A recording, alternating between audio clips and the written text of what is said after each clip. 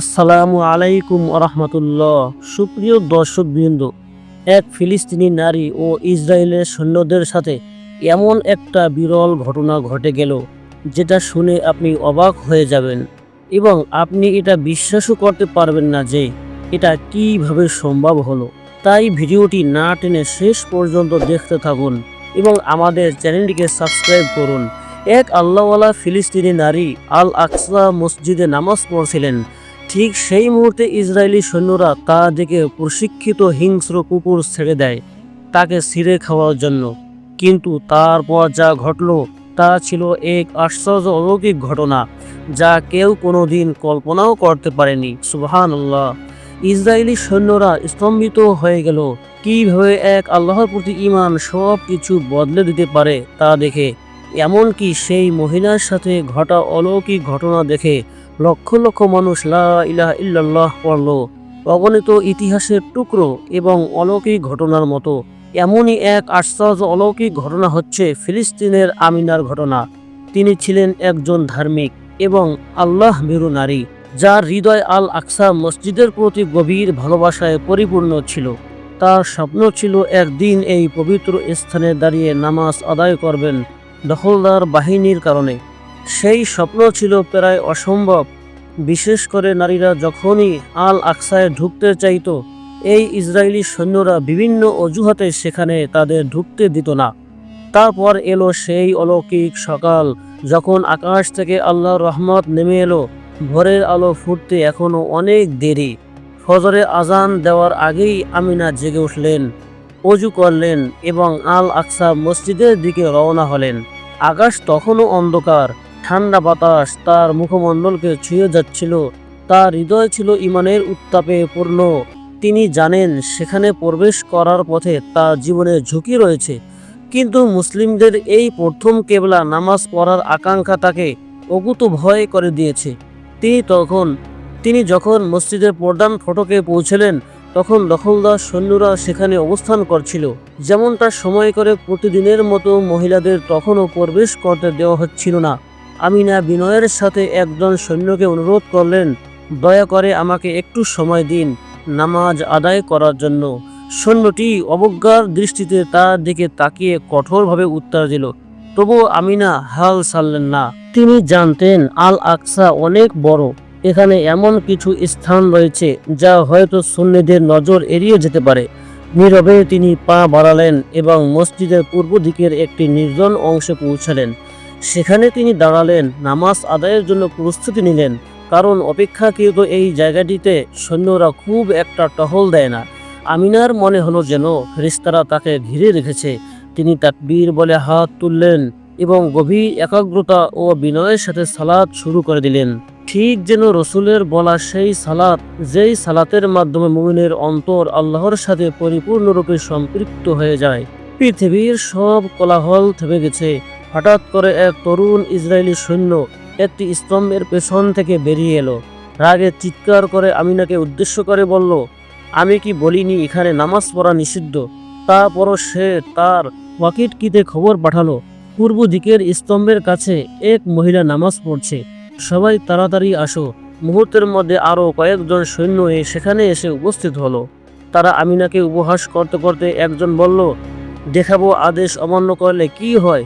আরেকজন কমান্ডারের দিকে তাকিয়ে বলল, চলো বেলজিয়ান কুকুরগুলো ছেড়ে দেই ওর উপর, এতে অন্যরাও শিক্ষা পাবে। প্রশিক্ষিত কুকুরগুলো আনা হলো। এই কুকুরগুলোকে হিংস্র ভয়ঙ্কর সহিংসতার জন্য ট্রেনিং দেওয়া হয়েছে।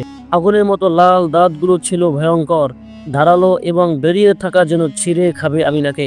কমান্ডার তার আঙ্গুল উঁচিয়ে নির্দেশ দিল, আক্রমণ করো, আমিনাকে ছিন্ন ভিন্ন করো তোমাদের বিষাক্ত ধারালো দাঁত দিয়ে।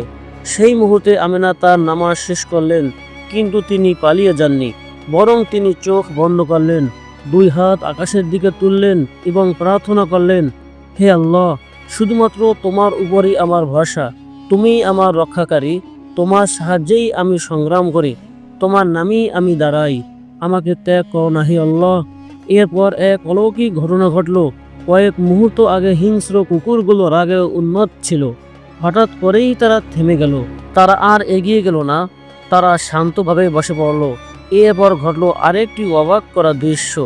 কুকুরগুলো আকাশের দিকে তাকালো, যেন তারা কিছু শুনছে যা অন্য কেউ শুনতে পারছে না। তারপর তারা অদ্ভুত আচরণ করতে লাগলো। একটি কুকুর রুকুতে গেল, তারপর সেজদায় আরেকটি ঠিক একইভাবে সেজদারত হলো। দৃশ্য দেখে হতবাক হয়ে গেল যে হিংস্র ভয়ঙ্কর কুকুরগুলো আমিনার উপর আক্রমণ করতে আনা হয়েছিল, তারা এখন আমিনার মতোই মহান প্রভুর দরবারে সেজদায় লুটিয়ে পড়ল। তারা স্তম্ভিত হয়ে গেল, তারা তাদের চোখকে বিশ্বাস করতে পারছিল না। একজন সৈন্য ফিসফিস করে বলল, এটা কি কোনো জাদু? আরেকজন ভয়ে এবং বিস্ময়ে কাঁপতে শুরু করলো। কমান্ডার আবারও সেই ভয়ঙ্কর প্রশিক্ষণপ্রাপ্ত কুকুরগুলোকে আক্রমণের আদেশ দিল, কিন্তু এবারও কুকুরগুলো সেই আদেশ অমান্য করলো। বরং যখন সৈন্যরা কাছে আসতে চাইল, কুকুরগুলো তাদের দিকে ফিরে গর্জন করতে লাগলো এবং তাড়া করতে শুরু করলো। এক ভয়ঙ্কর কিন্তু অবিশ্বাস্য দৃশ্যের সৃষ্টি হলো। তাদের নিজেদের ট্রেনিং করা কুকুর এখন আমিনাকে রক্ষা করার জন্য তাদের বিরুদ্ধেই দাঁড়িয়েছে। হিংস্র বেলজিয়ান কুকুরগুলোকে আমিনার উপর লেলিয়ে দেওয়া হয়েছিল। তারা এবার নিজেদের মনিবকে তাড়াতে শুরু করলো। পুরো শহরে বিশৃঙ্খলা ছড়িয়ে পড়ল। দৌড়াতে লাগলো। কুকুরগুলো তাদের পেছনে গর্জন করতে করতে তাড়া করতে লাগলো। কেউ হোঁচট খেয়ে পড়ে গেল, কেউ কেউ সামরিক যানবাহনের উপর উঠে পড়ল, প্রাণ বাঁচানোর জন্য মরিয়া হয়ে পালিয়ে গেল। এদিকে আমিনা শান্তভাবে সিজদা থেকে উঠে দাঁড়ালেন, যেন কিছুই হয়নি তার। নামাজ চলতে থাকলো অবিচলভাবে। শহর জুড়ে এই খবরটি দাবানলের মতো ছড়িয়ে পড়ল। বলতে লাগলো, একজন মহিলা নামাজে দাঁড়িয়েছিলেন আর হিংস্র কুকুরগুলো তার সাথে সেজদায় লুটিয়ে পড়ল। যারা তাকে শাস্তি দিতে চেয়েছিল তারা নিজেরাই শিক্ষা পেল। এরপর থেকে আর কোনো সৈন্য সাহস মতো না আল আকসায় মহিলাদের নামাজে বাধা দিতে। এমনকি কেউ রাতে মসজিদের কাছে আসতেও ভয় পেত, এই ভেবে যে এই কুকুরগুলো আবার ফিরে আসতে পারে।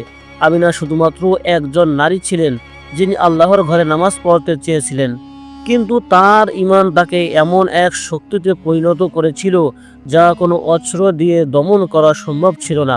তিনি জানতেন যে কেউ যদি আল্লাহর উপর ভরসা করে তার জন্য তিনি একজন সহায়ক, একজন রক্ষক হয়ে যান। যখন কিছু করতে চান তিনি শুধু বলেন, হয়ে যাও, আর তা হয়ে যায়। আল আকসা মসজিদের দেয়ালে এক জীবন্ত সাক্ষ্য হয়ে গেল, প্রমাণ করে বিশ্বাস শৃঙ্খলা থেকেও শক্তিশালী সাধারণ বান্দা কেউ এমন অলৌকিকতা দিয়ে ধন্য করতে পারেন না যা শক্তিশালীদের বিস্মিত করে দেয়।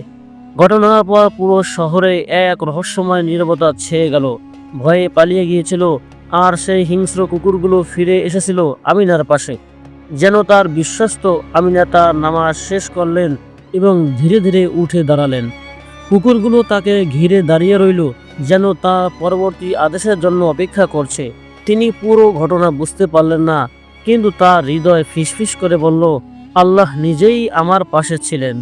তিনি ধীরে ধীরে মসজিদের ফটকের দিকে হাঁটতে লাগলেন, আর কুকুরগুলো তার পেছনে ছায়ার মতো অনুসরণ করলো।